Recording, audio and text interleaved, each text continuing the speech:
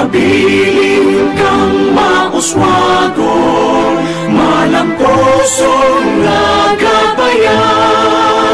Sa among mga pangandoy, sa bilihon mong baybayon, nahimugso ang among mga damgo, gigisog sa pala